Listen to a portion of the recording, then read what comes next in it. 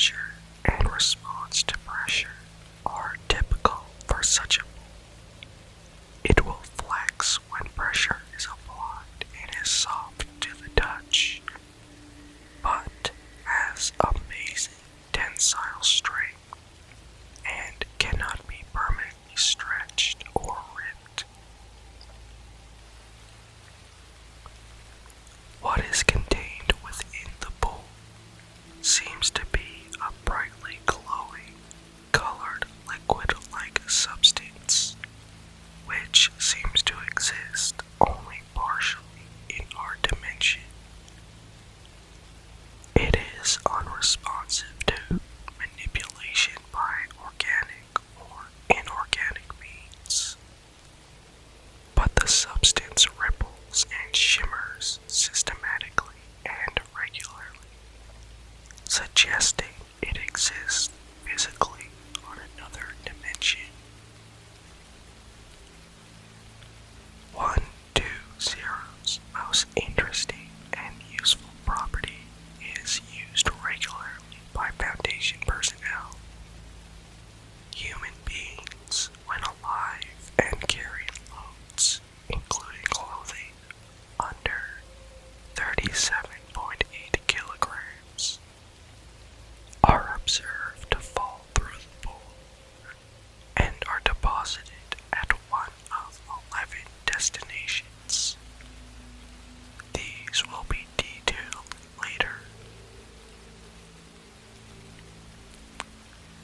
The item will only function in this way if certain conditions are met. The subject must be genetically human. The subject must be conscious. The subject must be carrying weights of under the specified amount. And only one subject must be present on the surface. Test subjects attempting to use 120 while these conditions were not met reported their feet making contact with a smooth surface underneath the liquid, but no significant effects were observed. 120's main use is as a potential means of evacuation for command during a major emergency. It is currently stored and maintained in a fortified outbuilding of this facility. 120 was first brought to the attention of Foundation authorities on August 31st, 1992. Local police authorities in California were investigating reports of missing children in their jurisdiction and discovered and reported the item on the 31st of August. Overwatch Command was automatically informed through the usual channels, and a small team of Foundation agents were dispatched to claim and transport the item to Site 19, where it remained for testing over the next 2 years. It was transferred to its present location in 1994.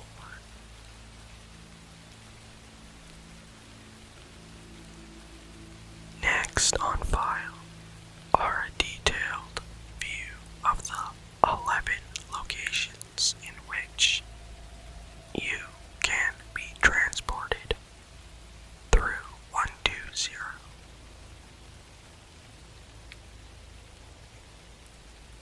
120 possesses the capability of instant translocation of human beings, possibly through one or more alternate dimensions. Subjects using the item are invariably deposited at one of 11 locations. These locations cycle in a specific and unchanging pattern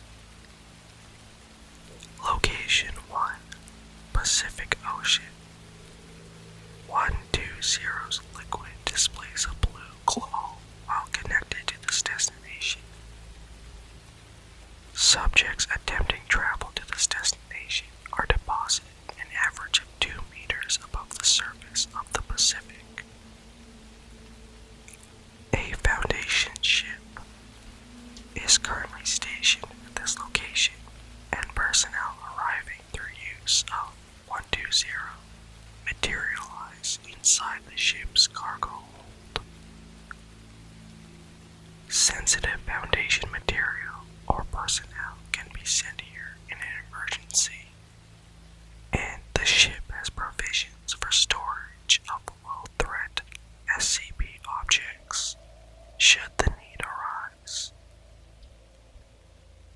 Class D personnel used to dial 120 can be confined and extracted by helicopter, or reused, or simply terminated and their bodies retained in storage.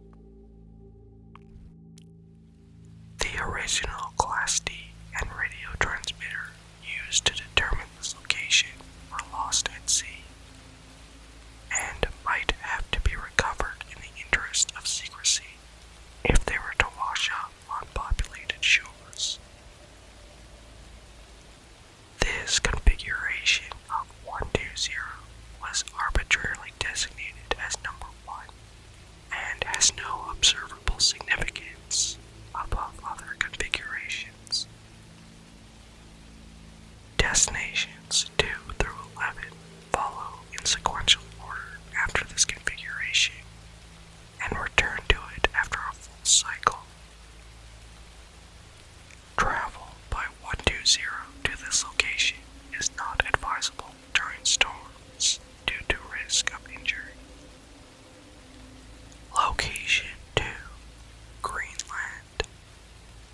120 displays a bright white glow while dialed to this destination. Subjects traveling to this destination materialize 1.5 meters above the surface of Greenland. A small facility was established here under the public pretense of oil industry expansion. This facility has similar capabilities and is additionally equipped with an airstrip and refueling facilities.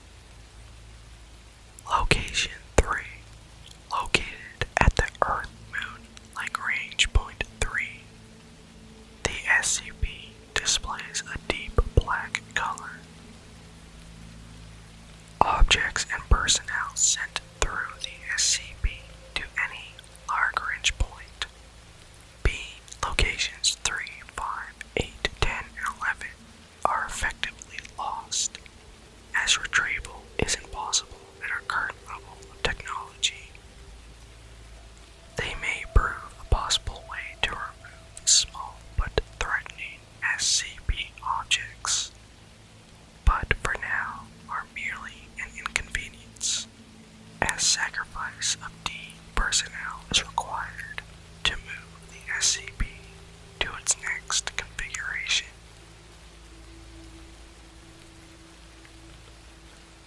Location 4, the Himalayas.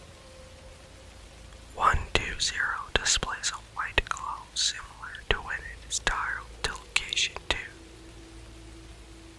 Materialization occurs on a mountain in the Himalayan mountain range. Only minor changes have been made to the destination. The digging of an 8-meter hole for disposal of D-class bodies, an overhead canopy for concealment, and supplies and tenting for evacuation to this location, which should only take place in extreme circumstances. D-class personnel used for dialing are to be injected with a mixture of sedatives and neurotoxin before sending to ensure a humane death and decrease risk of damage to the structures at location 4.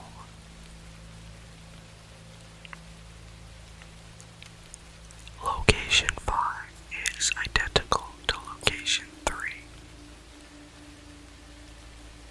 Location 6, the Sahara. 120 will glow yellow. Personnel materialize in a small outpost. The need for secrecy renders this facility unable to house any significant SCP object, but is ideal for evacuation of personnel and documents from command. Location 7, Gobi.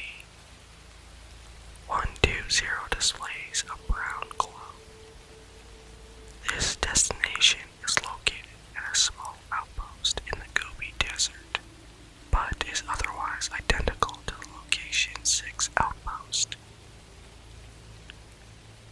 Location 8 is identical to Location 3, although shows more potential for SCP disposal being situated beyond the moon. Location 9, Mare in Premium. The SCP displays a subdued gray glow when dialed into this destination. This destination is on a relatively flat section of the Sea of Rains on the lunar surface. Through vast expenditure of money and D-class personnel, a small outpost has been established there and is considered one of the Foundation's safest locations. Location 10 and 11 are identical to Location 3.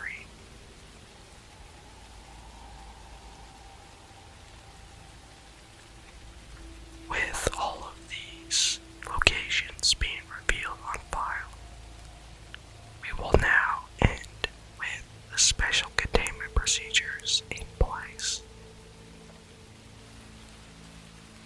Due to its importance to the Foundation, 120 is to be kept under video surveillance and armed guard at all times. Any personnel attempting to utilize the item without authorization are to be terminated immediately. All personnel wishing to use the item are required to submit a filed copy of the application form to facility operators. Due to the precise timing and coordination required for efficient use of this object in an emergency, all personnel entering 120's building are placed under temporary command of the facility head's captain and doctor, along with their research team. All destination locations are to be kept under surveillance and armed guard. They are valuable to the Foundation, but are non-critical. But any compromised destination must be immediately reported to 120 personnel. Distributed Task Force Sigma-6, also known as Puddle Jumpers, was created with the objective of protecting and maintaining 120's facility and location outposts. It consists of one command unit and one defense and maintenance unit, based on the 120 facility and command. 5 units based at the destination locations, plus 5 reserve units for these, and 5 units assigned to other 120 related projects.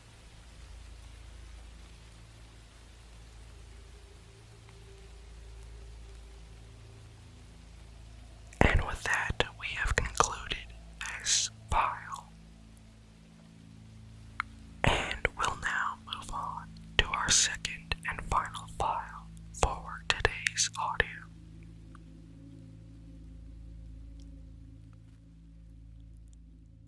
Item number SCP-121,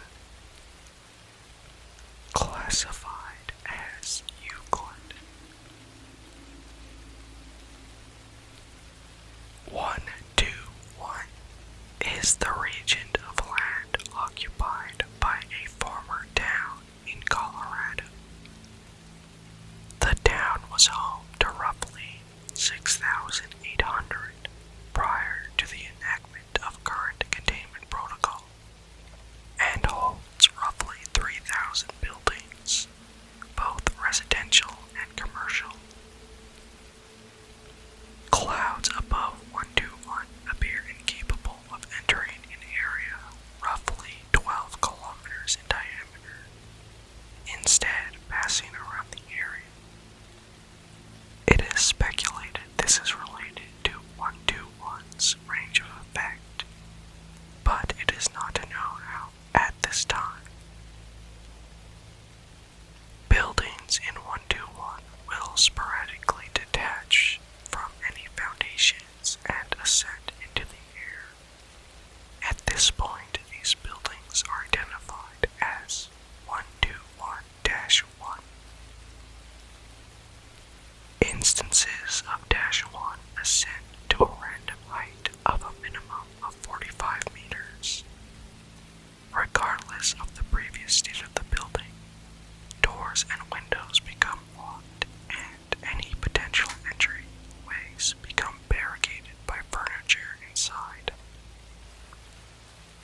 Forced entry has shown an increased ambient temperature of roughly 35 degrees Celsius and a relative humidity of roughly 65%, but a lack of any further anomalous properties. Instances of -1 will see suspension after a minimum period of 10 weeks, but may remain airborne for no more than 15 weeks afterwards. Instances do not show any abnormal levels of durability, and near total destruction of -1 upon impact with the ground is common. After impact, the remains of instances of -1 will contain an ovoid object, approximately 1.2 meters by 1.2 meters by 2 meters, composed of materials consistent with furniture found inside the home. The object will begin to locomote on its own accord. At this point, it will be referred to as 121-2. -2 begin to form a conglomerate with nearby materials, including debris from -1, flora, automobiles, and on rare occasions, other buildings.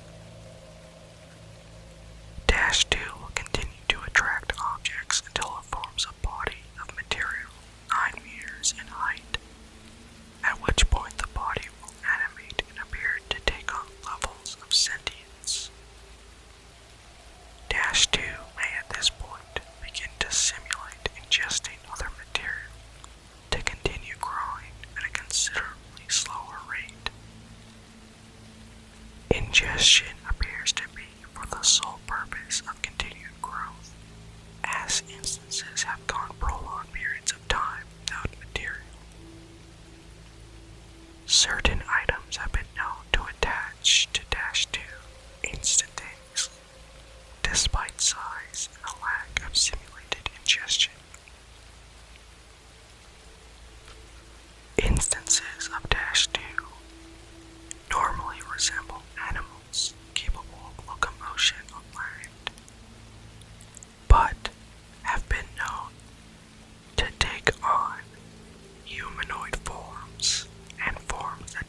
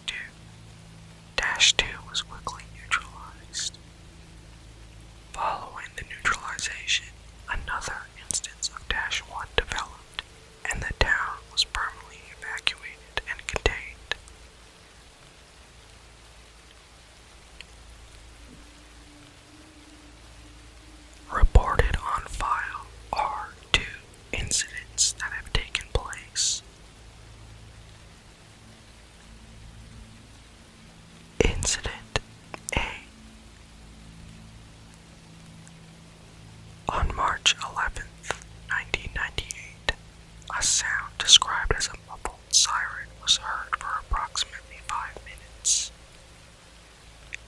An active instance of -1 was suddenly subject to an immense force following the sound, causing the building to prematurely break apart while suspended before the 10-week minimum. Neighboring towns reported hearing the sound.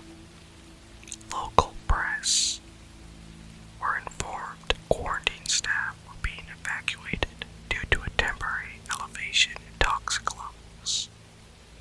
The cause of the sound is currently unknown. Further research is recommended. 3 weeks following the sound and the destruction of -1, the remains finally fell to the ground. Inside the rubble were remnants of the avoid object found in -2, along with traces of aluminum slag. Incident B.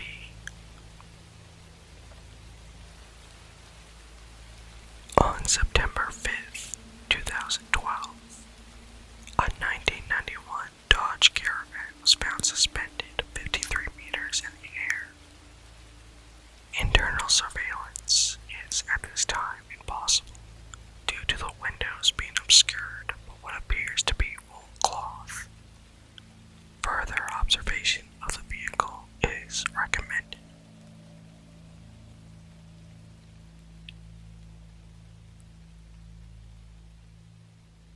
And now, we will conclude this final file with the special containment procedures in place.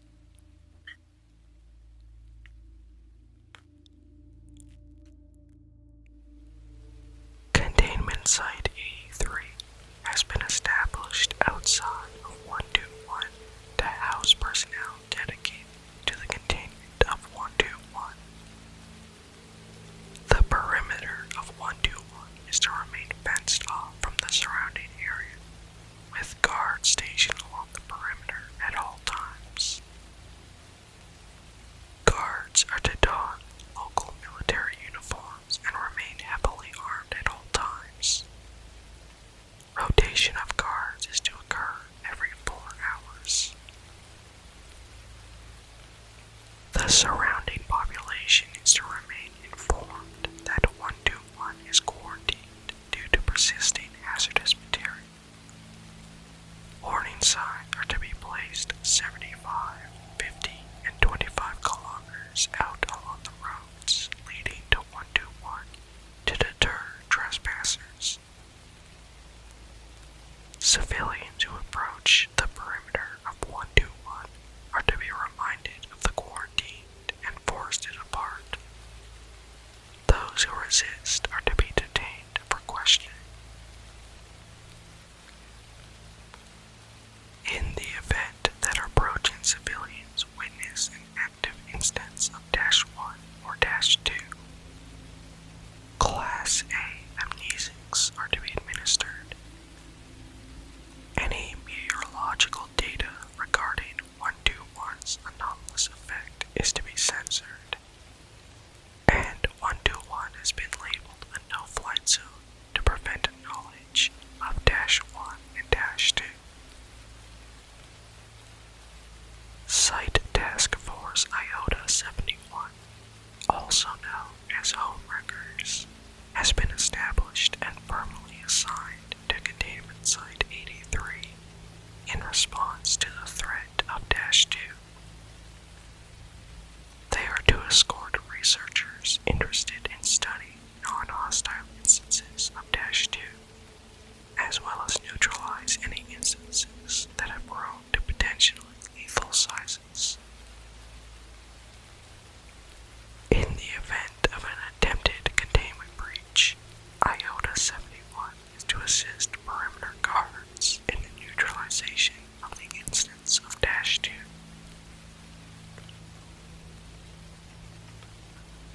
Any buildings within 121 that develop into -1 are to be recorded and monitored